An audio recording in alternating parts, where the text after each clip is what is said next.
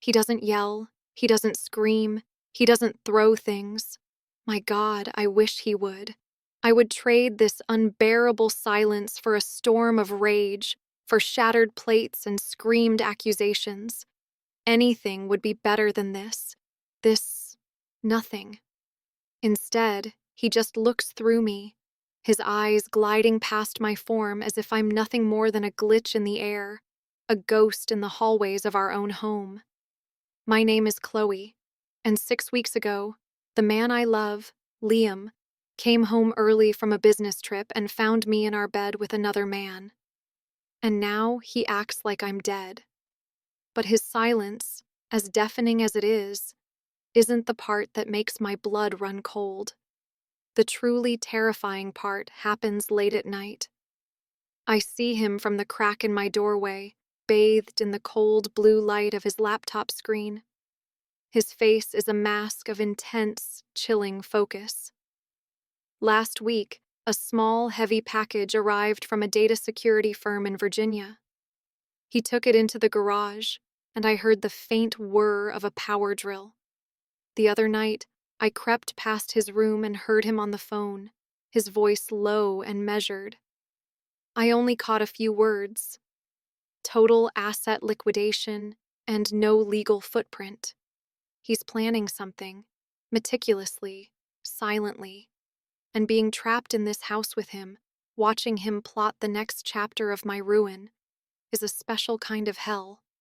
I'm a character in a story he's writing, and I have no idea how it ends. I know what you're thinking. Good. You deserve every second of it. And you're right. You are 100% right. I do. I had a good man, a great man, and I detonated our life for the cheapest, most pathetic of reasons. I torched 8 years of love, of laughter, of shared history, all for a fleeting spark that left me with nothing but ashes. But I have to tell someone. I have to trace the steps back from the wreckage, to understand how a person can be standing in a field of gold and still choose to set it on fire. It didn't start with a bang. It started with a whisper, the slow, creeping silence in our life. 8 years ago, Liam and I were the couple our friends pointed to as the ones who made it. We met during our senior year at UT, at a sweltering tailgate party before a Longhorns game. The air smelled of barbecue and cheap beer, and everyone was a sea of burnt orange. He was this goofy, handsome engineering student who started explaining the physics of a perfect spiral pass, and I was an art major who, for some reason, found it utterly captivating. He was solid. He felt safe, like coming home. We graduated and moved into a small, rented bungalow in South Austin, one of those charming old houses with a creaky front porch and a magnificent live oak that shaded the entire yard. Our life quickly found its rhythm, a gentle, comfortable cadence that felt like a love song. Saturday mornings meant walking to Summer Moon for their moon milk lattes and sitting outside, watching the world go by. Sunday afternoons were for lazy trips to Central Market, arguing playfully over which cheese to buy. He'd spend hours in the backyard, tending to his brisket in the smoker with the intense focus of a surgeon, while I'd sit on the porch swing, sketching his profile, the Texas sun on my skin. It was simple, and it was beautiful. It was ours. He was so deeply, fundamentally good. When my father's health took a turn, Liam didn't hesitate. He drove me the 6 hours to and from Houston every other weekend for almost a year. He never complained. He'd just hold my hand in the stark, fluorescent light of the hospital waiting room, a silent, solid presence that kept me from shattering. He was the kind of man who remembered the name of my favorite obscure Icelandic band and would have their album playing quietly when he picked me up from work after a bad day. He noticed when I got a haircut. He'd put his hand on the small of my back when we walked through a crowd. He saw me. He truly saw me. For the first 5, maybe 6 years, That rhythm was the most beautiful music I had ever heard. It was the soundtrack of a life being built, a love deepening. But somewhere along the way, I stopped hearing the music. The beautiful rhythm became a monotonous beat. The comforting routine began to feel like a cage. Saturday coffee became less about us and more about an item on a shared to-do list. Our conversations, once filled with dreams and absurd hypotheticals, slowly became transactional. We discussed the mortgage, the rising property taxes in Travis County, the optimal time to fertilize the lawn, the pros and cons of different home insurance providers. Liam thrived in this world. It was tangible, controllable. He was saving for our future, a future he had mapped out with the precision of an engineer's blueprint. A bigger house in a better school district, kids, retirement accounts. He found profound joy and security in that stability. But I started to feel an unfamiliar panic. It felt like I was treading water in the middle of a calm, placid lake, and I was slowly, inexplicably drowning. I was 31 years old, and I felt like my life story had already been written, and all that was left was to live out the same predictable, beige-colored chapter over and over until the end. My social circle became an echo chamber for my dissatisfaction. My best friend, Maya, was still gloriously single, working as a freelance marketing consultant and living in a chic apartment downtown. Her life was a vibrant tapestry of last-minute trips, exciting dates, and professional wins. I'd meet her for brunch, and she'd listen to me complain about my boredom, her brow furrowed with sympathy. "Chloe," she'd say, swirling the ice in her mimosa, "life is not a dress rehearsal. You have to live it. Are you really, truly happy?" She wasn't trying to sabotage my relationship. She was just holding up a mirror, and I hated the reflection I saw. The question she asked started to haunt me. Is this all there is? It's such a dangerous, corrosive question to ask yourself when you're lying next to a good man who has given you no reason to ask it. It's a betrayal in itself. The disconnect between Liam and me became a chasm. I tried to bridge it, but my words were clumsy and inadequate. I'd say, "I feel like we're stuck," and he'd hear, "You're not ambitious enough." He'd come home excited because he'd found a high-yield savings account that could get us to our down payment goal 6 months faster, and I'd have to fight back a wave of claustrophobia. He wasn't doing anything wrong. He was building a fortress to protect us. I was the one who felt like a prisoner inside its walls. The beginning of my end has a name. His name is Ethan. He was the bartender at the Continental Club, the iconic music venue on South Congress. I was there with Maya one Tuesday night, seeking refuge from another quiet evening at home where Liam was happily engrossed in a documentary about concrete. I was wearing a black dress I hadn't worn in years, and the smoky air and loud music felt like a different world. Ethan was Liam's polar opposite. He had a sleeve of intricate tattoos, a lazy, knowing smile, and the kind of restless energy that felt both exciting and dangerous. He moved with a fluid grace, pouring drinks and making conversation, and he had a way of looking at you, really looking, that made you feel like you were the most interesting person he'd ever met. He wasn't talking about 5-year plans. He was talking about a road trip he took through the desert, about the raw, untamed beauty of Big Bend.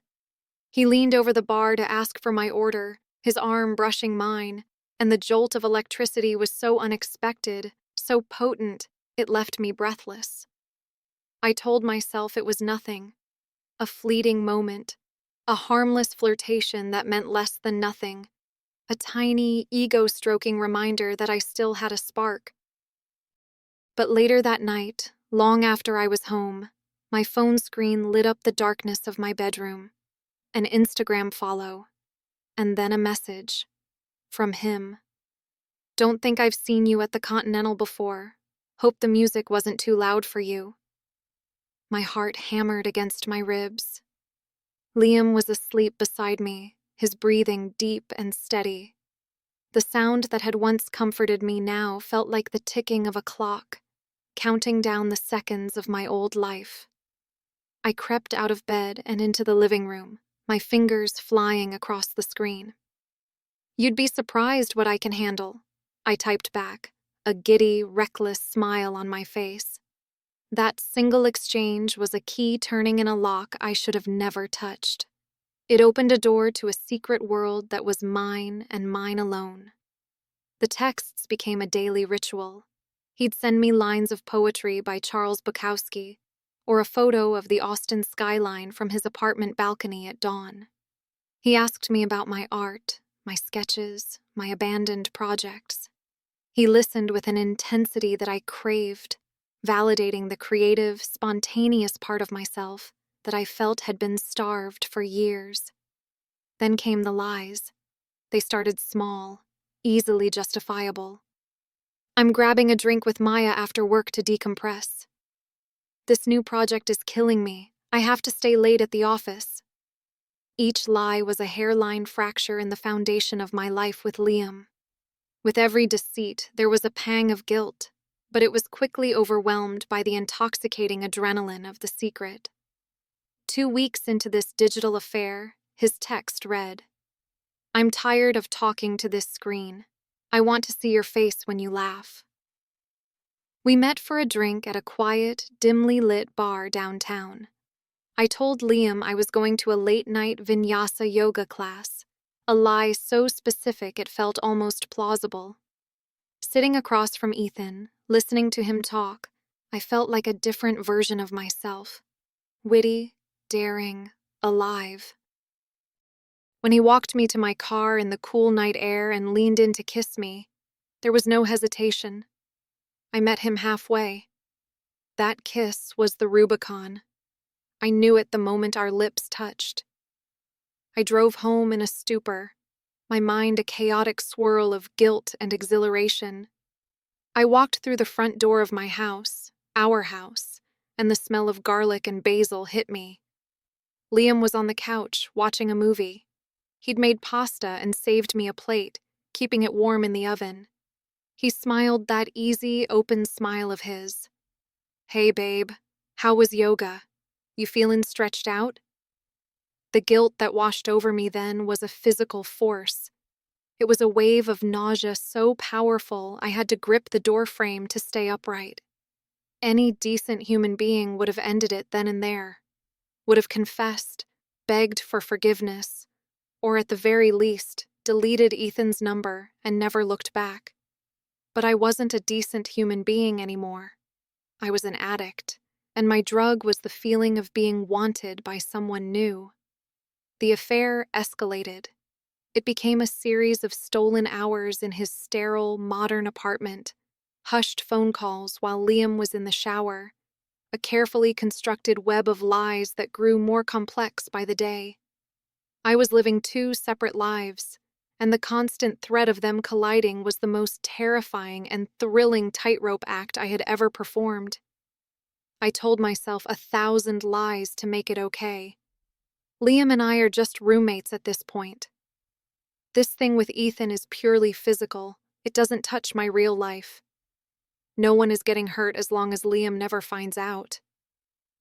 The final, unforgivable transgression happened a month ago.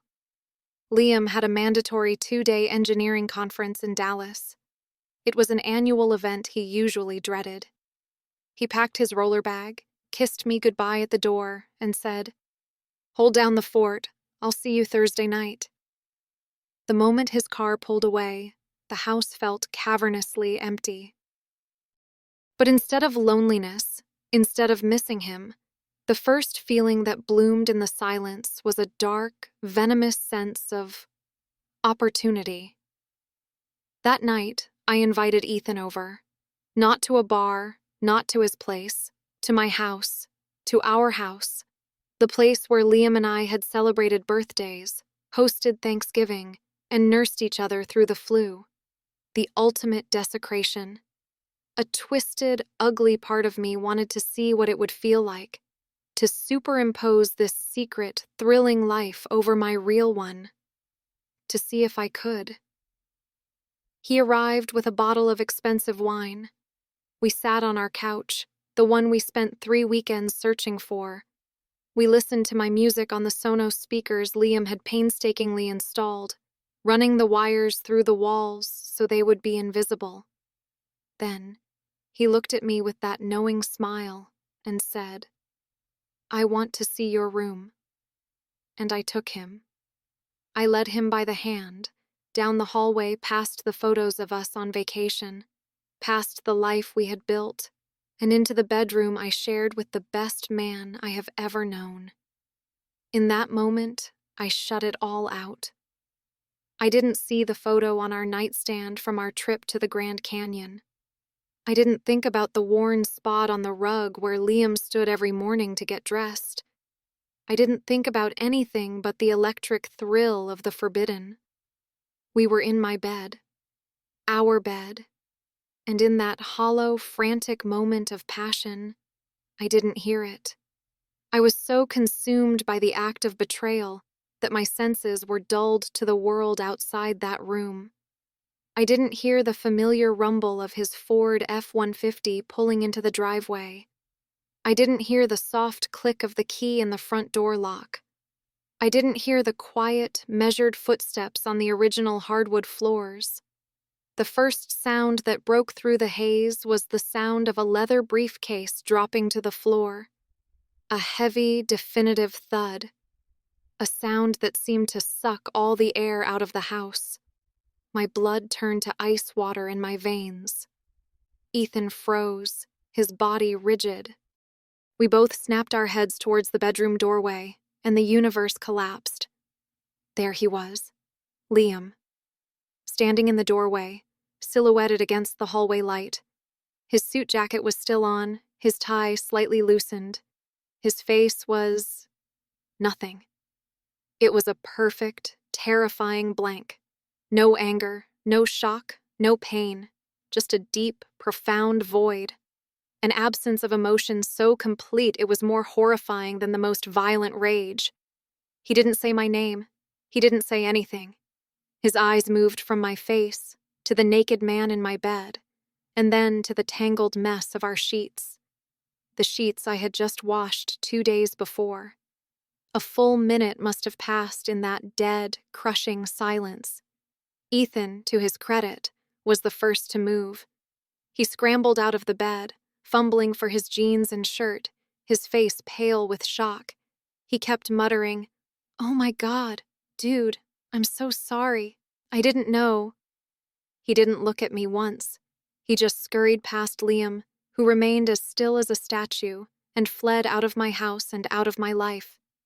And then we were alone.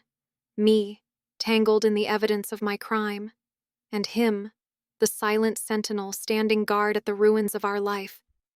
He stood there for another 10 seconds. Then, very slowly, as if moving underwater, he turned and walked away. I heard his footsteps go down the hall to the small guest bedroom we used for storage. I heard the door open, and I heard it shut. Not a slam, just a soft, final, devastating click. That click was the sound of the world ending. That was 6 weeks ago, 42 days, and he has not spoken a single direct word to me since. He still lives here. We are prisoners of the lease, coexisting in this 200-square-foot monument to my failure. He sleeps in the guest room, on an air mattress, surrounded by boxes of old college textbooks and Christmas decorations. He wakes up before the sun, and I hear the shower run. He leaves for work. He comes home late, long after I've given up on making dinner. We share a mortgage, a Wi-Fi password, a property line, but we are a universe apart. He treats me with the cold indifference you would show a piece of furniture you no longer like, but haven't gotten around to throwing out.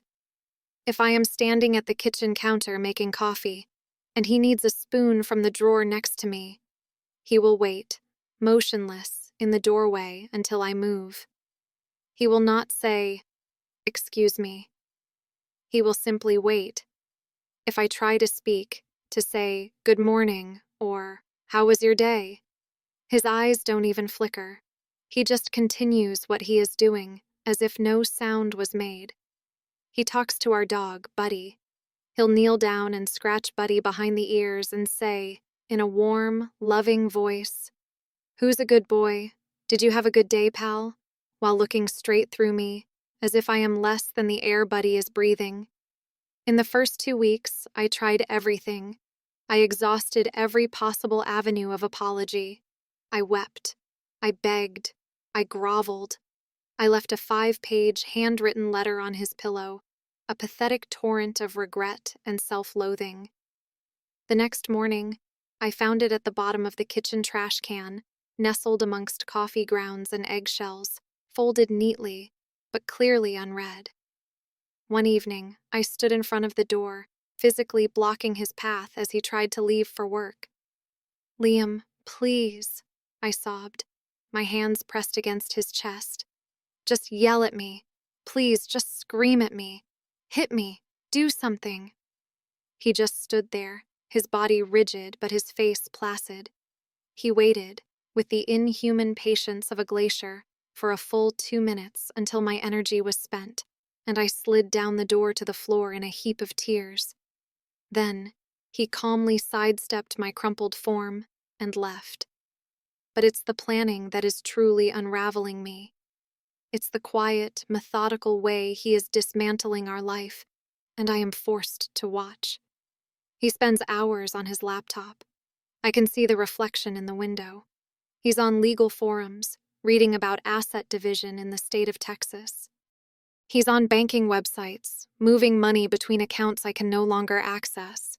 He's on sites that I don't recognize, sites with names like Veritas Data Solutions and Digital Forensics Group. What is he looking for? More evidence? As if he needs it. Last week, that heavy box arrived from the data security firm. After he took it into the garage and I heard the drilling, I waited until he left and went to investigate. He had installed a new, heavy-duty deadbolt on the garage door, the key for which I'm sure does not exist for me.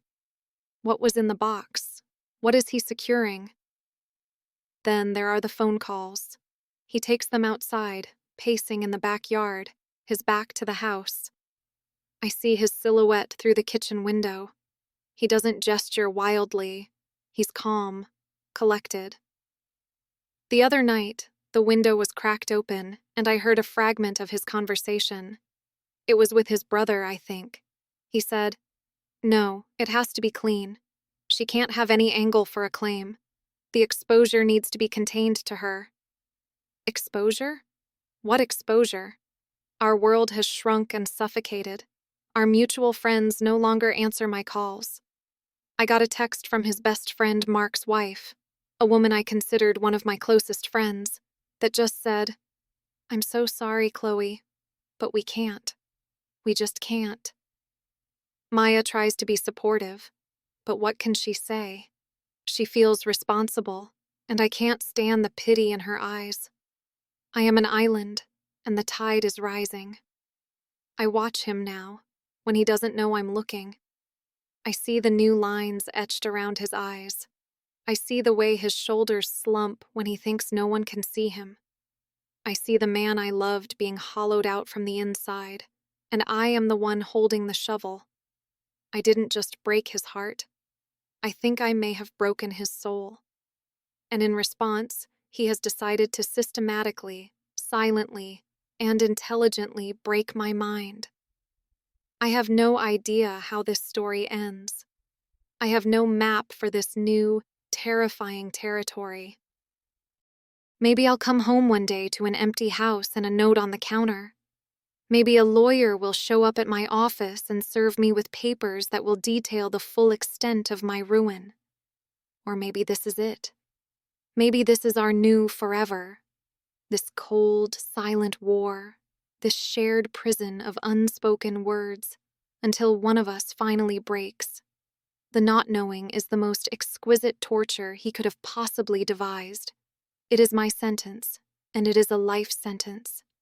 I threw away a great man, a warm life, for a moment of meaningless, pathetic excitement. I traded a home for a house, a partner for a roommate, love for a silence that is so heavy it has its own gravity. If you are standing at a crossroads in your own life, if you feel that siren song of boredom or the pull of a cheap thrill, I am begging you, from the depths of my self-inflicted hell, stop, turn around, and look at what you have. Really, truly look. Because the silence that waits on the other side of a catastrophic mistake is a fate I wouldn't wish on anyone. Now I just lie awake at night, listening for the sound of his keyboard, and wonder what he's planning for me next.